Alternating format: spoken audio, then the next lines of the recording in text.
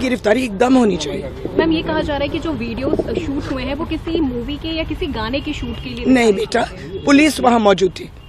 SHO sector 49 के खुद गए और उनकी मौजूदगी में ये वीडियोस शूट हुए हैं और भेजा मैंने ही भेजा। मैम कितने दिनों से आप लोग इसको ट्रैप करने कई दिनों से।